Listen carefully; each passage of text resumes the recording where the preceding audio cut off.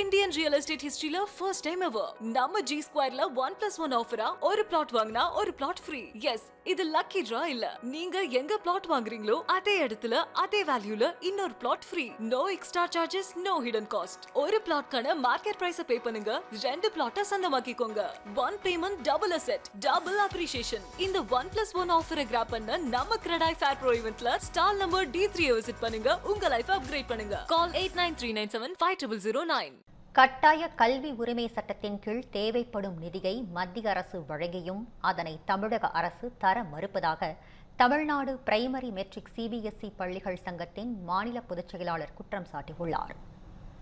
கிருஷ்ணகிரியில் செய்தியாளர்களை சந்தித்த அவர், தமிழகத்தில் உள்ள 9000 தனியார் பள்ளிகளின் புதுப்பிப்பு பணிக்காக இணைய வழியாக விண்ணப்பித்து உள்ளதாகவும், ஆனால் இதுவரை தமிழக அரசு அதற்கான அனுமதியை வழங்காமல் காலம் தாழ்த்தி வருவதாகவும் குற்றம் சாட்டினார்.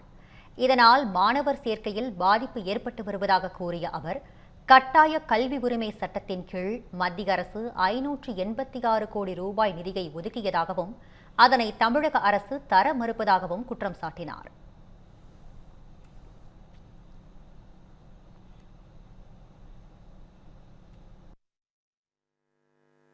தனியார் பள்ளிகளுக்கு 8000க்கும் மேற்பட்ட பள்ளிகளுக்கு தமிழக தனியார் பள்ளி இயக்குனர் அங்கீகாரம் கொடுக்கல.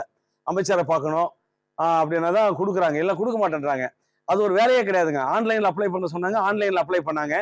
இப்போ ஆஃப்லைனில் பண்ணுங்கன்னா ஆஃப்லைனில் பண்ணியிருக்காங்க. அப்பொழுதும் இன்னும் யாருக்குமே அங்கீகாரம் கொடுக்க மறுக்கிறார்கள். இதனால் தனியார் பள்ளி நிர்வாகிகள் மிகுந்த மன உளைச்சலுக்கு உள்ளாகி இருக்கிறார்கள்.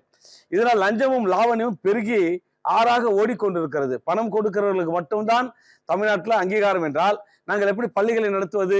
இது மிகப்பெரிய வருத்தத்திற்குரிய விஷயமாக இருக்கிறது.